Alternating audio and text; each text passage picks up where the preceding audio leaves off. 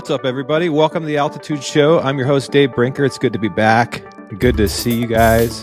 And it's been a fun couple months. It's time to get back in the groove and start throwing out some pods. So this will be the kickoff. This is Elevation Journal number 20, and it is titled Mountain Lessons. The Altitude Show is brought to you by Mountain Tough Fitness. Mountain Tough is the home to world-class home gym programs, mental training, self-improvement, prehab, rehab, stretching, mobility. It is the perfect place to get your life in order, and it all can live on your phone. You can do a lot of it, most of it, from your home. I started using Mountain Tough approaching on about a year ago, and I can now say after doing a 2-month elk season that it was game-changing. I can't remember that many times that I was just, like when you're on the mountain and you just feel like you're going to all the way to failure physically. I had a lot of tired days on the mountain, but I was in better shape this year than I ever have been. That's for sure. And Mountain Tough is mostly responsible for that. Go to the App Store, get the Mountain Tough app. That's MTN Tough. Use my code Dave20, 20% off on the Mountain Tough app. All right. So now that hunting season is coming to a close, at least for me, yeah, we're still doing some deer hunting and some stuff, but the main chunk of what I do, which is elk, is coming to a close. And I thought this would be a good opportunity to reflect on the season, because even though I've been doing this for 35 years, I always feel like there's so many things I can improve on. And this year was no exception to that. That's for sure. Gosh, I was sitting writing notes for this podcast this morning and thinking all the lessons I learned. And there's definitely not enough room in this podcast to talk about all of them. But I wanted to highlight at least a few. I'm going to turn 43 here in about a month. And I started going elk hunting when I was 2 with my dad. Obviously, I couldn't legally hunt in Oregon until I was 12, but I was walking along with my dad, guiding hunters when I was 6. So I've been doing this a long time. And I feel like over the last decade, especially the last 5 to 7 years, I've really, really kind of come into a space where I'm still improving, but I make a lot less mistakes. The last 5 years, I'd killed 7 bulls. Last year was a great year. I shot 3 arrows, 3 animals, including a bull that is a lifetime bull for me, a Roosevelt. And anyways, I came into this year really, really, really feeling great. Hadn't had a drink in a year, worked out consistently, shot my bow a lot, scouted more than ever, and my confidence was riding high. And I ended up getting 3 tags: an Oregon tag, an Idaho tag, and a Montana tag. And the plan was to start in Oregon with archery Roosevelts, which is where I live. It's my backyard. I really love hunting Roosevelts. They're challenging. They're beautiful. Really hard to find an old one. And then I would transition into an early rifle hunt in Idaho with my buddy Josh, and then end the year in Montana originally I was going to do archery Montana, but it didn't end up happening. So it turned into a rifle tag, which in Montana, if you get an elk tag, you can use it in archery or rifle. Regardless, I wanted to share just really quickly, high level, what happened in each of those 3 states. And then I want to get into like the life lessons that I learned this year. So Oregon is always better in the early part, and then it gets worse as the season goes on for Roosevelt, in my opinion. The first week or 2 are always really good, and then it seems like it just gets harder and harder and harder as those bulls become more pressured and they become more comfortable with their cows. The first rutting action I saw this year was like August 15th. I saw one of my target bulls with the cows on August 15th in a wallow. And so it starts a lot earlier here. So I hunted the coast with my dad, my brother, and my buddy, actually Jeff Helm, ended up coming up for a week and hunting with me. And I went for broke. I was after just a few specific bulls. I wasn't going to shoot anything else. And so I passed up several young bulls, nothing crazy, young bulls that I could have most likely killed, and I ended up missing 2 of my target bulls. The first one I missed, I hit I was trying to shoot up through an opening through the timber. It was a longer shot in the 60s, and I caught the bottom end of a leaning log, so that sucked. It's on my Instagram if you want to see it. It's a great failure.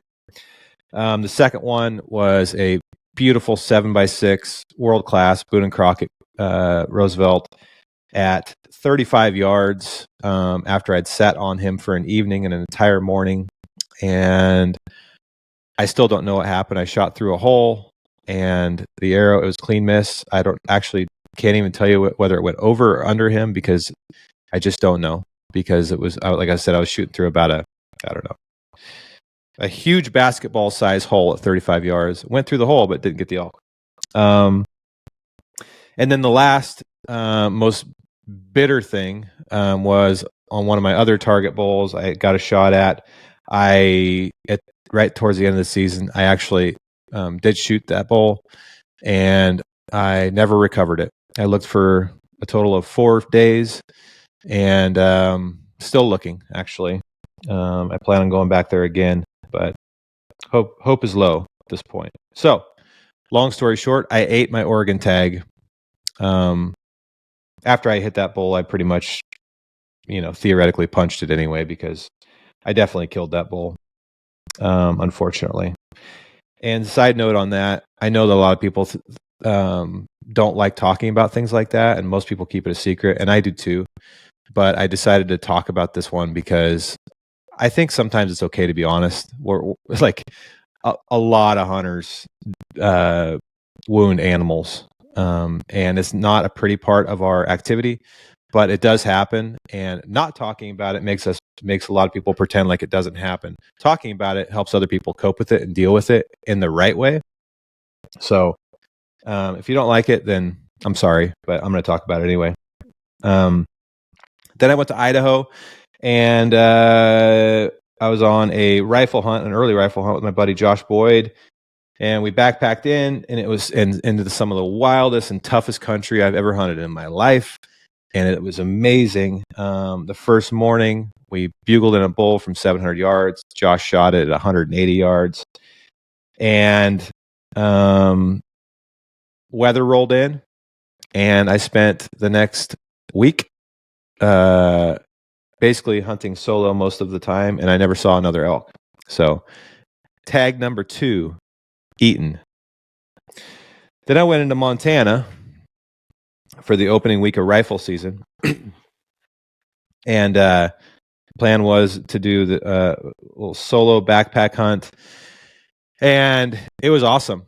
Saw a lot of bulls, passed several bulls in pursuit of something mature. Didn't really care too much about what antlers it had on top of his head. I was just trying to find a mature bull. And even the first morning, I passed up a 6-point at 100 yards, but it was a young 6-point. I just didn't have it in me, even though at this point I was in a meat crisis, and kind of wanted to shoot it just to get some meat in the freezer, but I didn't. Then I get a word that there's a blizzard coming, and it really, really shortened my hopes of getting a bull. So it cut me down to about a day and a half where I had to be successful. Otherwise, I was coming home without a bull, because I wasn't going to sit there and endure that blizzard. It was going to be pretty bad. So long story short, I barely pulled it off on a bull, which I'm going to talk about in one of my later bullet points in this podcast. Anyways, so finally I filled one of 3 tags on a good bull, and it's a really cool story. But it was a adventurous season, but a lot of lessons and a lot of failure and a lot of no sleep and exhaustion and burning quads and missing my family and rain and wind and snow, and it was just a really challenging season. But I'm lucky to be able to hunt as much as I do. All right, so what did I learn out of those 3 tags? And when I learn something in the mountains, I try to apply it to life, and I hope maybe you guys can find value in it too. All right, so And with each of these lessons, I'll tie it to something tangible that I'm going to change about my game that hopefully can make me better. So the first one I want to talk about was failure, because I always talk about how hunting is 99% failure. Still true. I can attest to that. And there's a quote I saw this morning that says, "The greatest teacher failure is," and that's from Yoda. I agree with that. So we all follow a bunch of quote unquote successful people on Instagram and YouTube, and we search these articles and videos on how we can be more successful, on and on and on, nonstop. We get fed how to make $1 million, how to, shoot 1,000 yards, how to hit a balloon at 100 yards, how to be more successful. And that's all fine and great. But what most people never talk about in those videos is how many failures that came with how they figured out how to be successful in whatever, skill they're trying to teach you. And some people do, the humble ones do, but a lot of people don't. And, after, again, 35 years of doing this, it seems like the number of failures goes down, but it certainly never goes away. And there's a reason for that. And when you're on the mountain and even the years you're swimming in success, and then all of a sudden it comes to a screeching halt, you're on the mountain, you're going, why am I not successful? Why am everybody I'm scrolling through Instagram and looking at all these dead bull, makes you feel like shit. And it makes you feel like you're not good enough. And you say, why me? Why can't I be successful? I thought I was really good at this. Well, the answer is there's more to learn. The universe or God, whatever you believe in, is sending you a message and telling you that you're not done learning and you never will be. And no matter what the Instagram presence of all these people says, they never will be either. It's just this constant quest of trying to find perfection that doesn't exist. And so for me, after reflecting on all my failures in archery season specifically, I realized that I had a flaw in my bow setup. The bulls that I missed in Oregon, all of them, including the one actually that I hit and lost, I was shooting through holes. In the brushy country, you got to shoot through a lot of holes. Like, there's not a great way around it. And one of the things, I think one of the best, I don't know, setups that you can have is a bow that shoots flat. Now, I've been shooting a reasonably light bow with a heavier arrow, because you're also shooting a lot of close shots at these big, heavy boned elk, and you want to make sure that you have the maximum amount of force when you're hitting them. But the thing I realized this year is I need to change my bow setup into something that shoots more flat, even if I lose a little bit of weight in terms of arrow weight. I think it's worth it, because these holes I'm shooting through, if you nick a limb, obviously it's no good, right? And sometimes the hole won't be for 40 yards. So minimizing your arc and can really help in this country. So I am completely starting over with my bow setup, and this will be fun too. I'm going to share my quest. I'm going to go down to a bow company in the next month that I've already agreed to talk to, and we're gonna blow up my whole bow setup and arrow setup and start over fresh, because my 2 misses and my hit, I think, could have been prevented. At least the odds would have went up if I had a flatter shooting setup. So shame on me, but also good opportunity to get better and learn. So that's what I'm going to do. So I failed. I learned something. I'm putting it to work. So next year, I'm completely ready for that same scenario to happen, because it's bound to happen again. And I hope that second bull that I missed specifically, at 35 yards, I hope he's still around, because if I can get another shot at him, I will not screw it up again. All right. So lesson number 1. Lesson number 2 was around self-belief or self-doubt. when you're on the mountain for a long periods of time and you're sleep deprived and you're tired and you're constantly failing, it is very difficult to not start doubting your skills or doubting yourself, doubting your whole life, everything, right? Why do I do this? Why am I even here? I should be at home. I'd love to just go sleep in my bed and get a cup of coffee or drink a beer and eat a bunch of food, right? I'm not good at this. Maybe I was just getting lucky all these years. Maybe I'm just an imposter. I'm not like those people I'm seeing on Instagram. Everyone else is better than me. And you start getting into this mindset, right? Especially after you've been doing this for 2 months. Like it really grinds on you, right? And what happened was when I was in Montana, I found this big bull I wanted to try to pursue. And I actually called a buddy to come in and help me because I knew if I got a shot at this bull, it was going to be a longer shot and it was going to be a little tougher to get him out.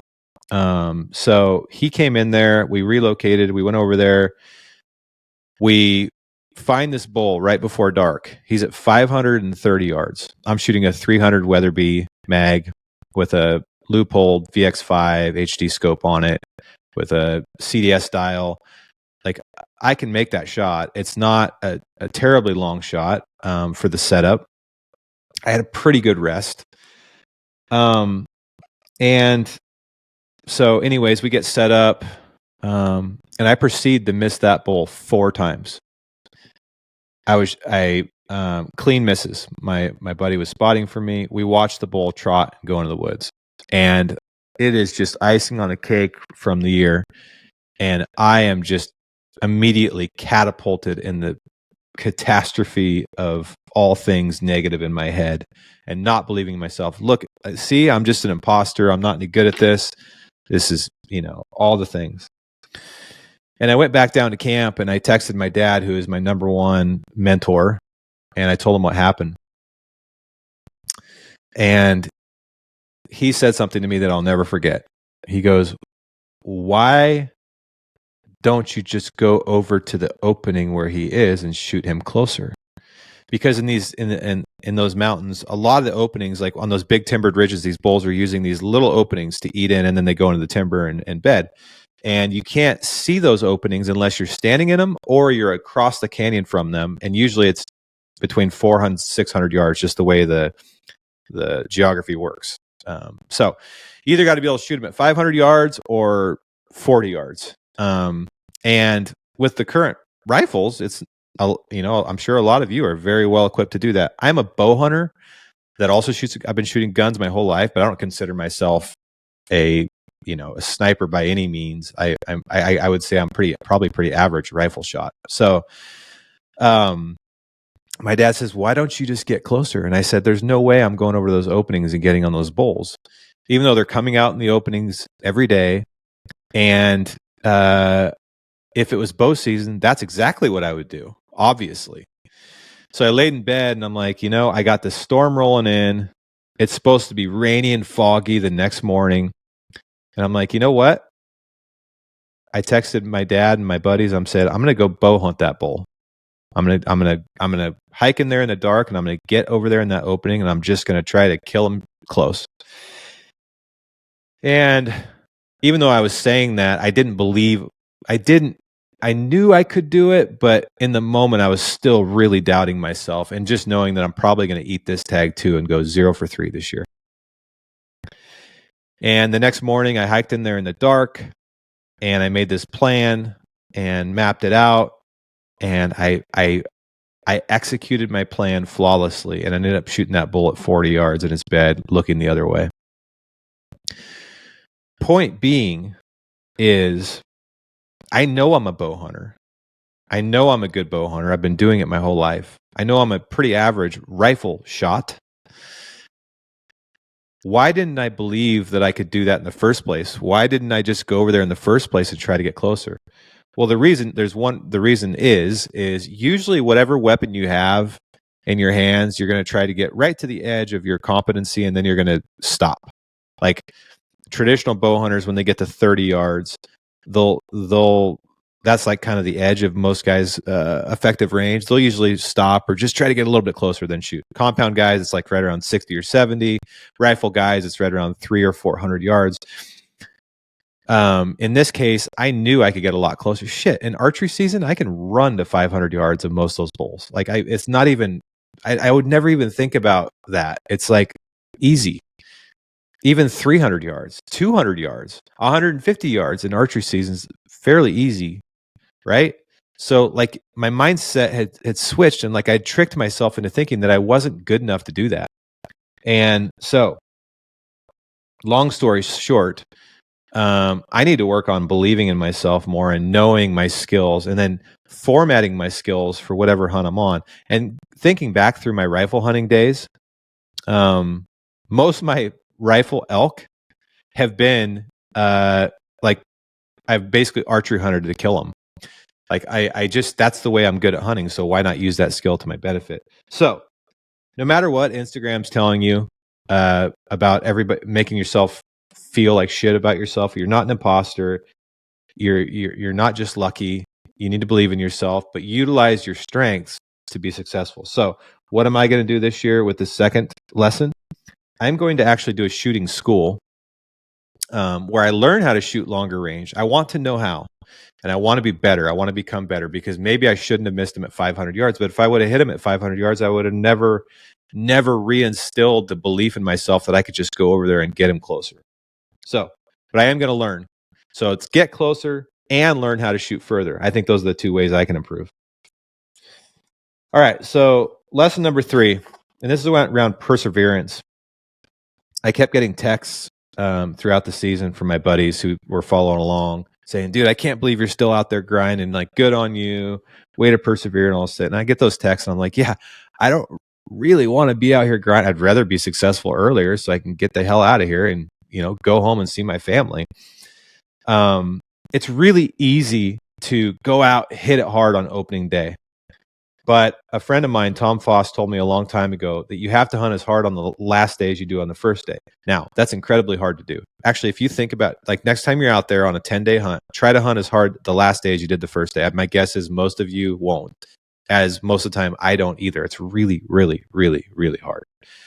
But after, 200 miles or more and being exhausted and missing my family and the comforts of home, my bed, my wife, my kids' smile, sleep, food, as I was like creeping through the rain and the snow and the wind in Idaho and Montana, the only thing that I kept thinking about was I was always on the verge of quitting, but the only thing I kept thinking about was just one step, slow, every day, just keep going, and you will be successful. You're right on the edge. You got to keep going. And even though I had those moments where I was like totally in the dumps, a lot of those moments actually, I think what got me through this season and to pull off what I did in Montana was just this idea of putting one foot in front of each other and just keep hiking, keep moving up the mountain, keep not hitting snooze. And people came and went out of my season. They went back to the comforts of life, civilization. And the hunters that I admire the most never stop. Trail Kreitzer says that, a lot of people that I admire, they never stop.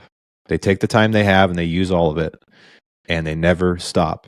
And there were a lot of moments that I wanted to quit this year, and I never did. And I think, man, effort is such an amazing thing that usually pays off. And so I need to remember that, and going into future seasons, and just life is, no matter like how much rain's hitting you in the face and how steep the mountain is or how many tags you haven't filled, just putting one foot in front of each other is pretty deadly if you keep going. So that's lesson number 3. Lesson number 4 is, and this is I think the most interesting one, because it's so good. Being alone on the mountain is the best drug. And this can apply to anybody out there that that has access to the outdoors, which is everybody. You can go to a park or a hiking trail, but if you can get in the wilderness by yourself, especially staying overnight, I can't emphasize enough how much of a psychedelic experience it is. And I always forget, but I spend a lot of time hunting alone, and it requires you. There's no escape from yourself, especially when there's no cell service, especially when you're in the dark alone and you're sleep deprived and you're hungry and you miss your family. Your biggest fears, regrets, problems, you're lonely. You're forced to reflect on everything. And when you're laying in your sleeping bag at night, the question is what crosses your mind? What would you change? What are you wasting time on? What do you regret? What are those problems that like you want to go home and solve? It forces you to think about those things. There's no way around it. It's you are forced to be food, shelter, water, and whatever's in between your ears. And I think it's like I got a lot of time alone on the mountain this year, and really brought that back to light. Every year I remember that, but if you can get that opportunity to get up there and then document what you come away with. And I'm not saying it's pretty, guys. Like, it's scary laying on the mountain by yourself alone at night. It's not just scary because of mountain lions and the normal things people are scared of. I'm actually not scared of most of those things.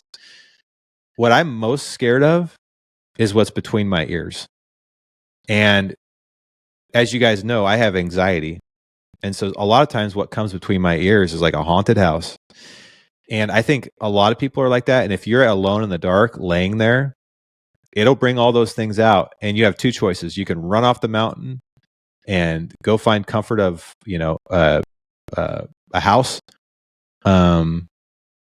Or you can lay there and think and try to sort out what this is telling you. I've never done psychedelic drugs like DMT or, mushrooms or anything like that. Ayahuasca. But from what I hear, that's kind of what they do is you're forced to kind of face what's in your head. And that's also the therapeutic benefit of them. So I look at my time on the mountain alone as another version of that. Like, when you're staring at a mountain glassing for 8 hours by yourself with no cell service, what are you thinking about? What keeps popping up that you could address? And for me, I came off the mountain with a few things. One is I think I can be a better dad. My kids are starting to get into sports and have social lives, and they're getting older to where it really requires me to be there more for them and support them and make them know that I'm behind them no matter what.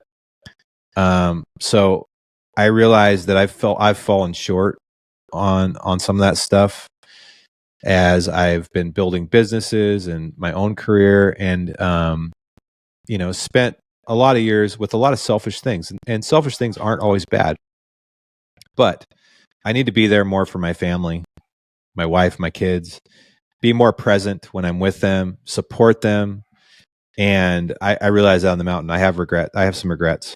And so I'm trying to figure out how can I serve them better and be less selfish. So that's my example of things that I dealt with on the mountain that I came back and I'm going to apply to my life. So use the mountain to reflect.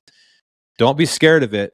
Let those demons come out, face them, document them, take them off the mountain, and figure out how you're going to deal with them. So the 4 things that I talk about are failure, learn from your failures, take something from it, change something tangible. Self-doubt. If you know that you can do something, never forget that and believe, even in those worst moments where everything is falling apart, it's going to work out. Believe in yourself. Perseverance, hard work always wins. Always. Over a long period of time, hard work always wins. Effort always wins. Never stop. Number 4, use the mountain as a tool to make your life better. use it as a reflection tool. And if you can spend time in the dark alone on the mountain, do it. The best drug you'll ever take. All right, guys. We are to the end of this segment. I have so many awesome guests that are going to be coming on the show over the next several months. And I appreciate you guys taking that little break with me. I hope you guys all went out and had fun in whatever you do, whether you're a hunter or not. And if you're not a hunter, I hope you have a time of year where you can kind of disconnect and go just be part of nature. So, or whatever you're passionate about. So the Altitude Show is brought to you by GoHunt. GoHunt is the tool that I use for everything hunting, including my maps, my tools that I use to scout, research, plan, and then also my number one gear shop. I think it's one of the best online dealers there is. So go to gohunt.com. When you sign up to become an insider, use my code Altitude. You'll get a discount. When you sign out of their gear shop, use my code Altitude. You'll get a discount. Please go do that. It helps support the show. They're awesome folks. Go support them. Last but not least, go support outdoorclass.com. Outdoor Class, especially in the wintertime when you guys have all these hours of darkness, get on there, find a class, that, whether that be Remy Warren's class on mule deer hunting or Randy Newberg's class on, public land hunting, elk hunting, whatever it is, cooking, Hank Shaw. You get on there, use this winter as a time to improve, and Outdoor Class is a perfect place to do that. Use my code Altitude for 20% off your subscription. Hope you guys all have an amazing day, and I can't wait to put out a bunch of shows this winter, and I hope you learned something because I learned a lot. Thank you, guys.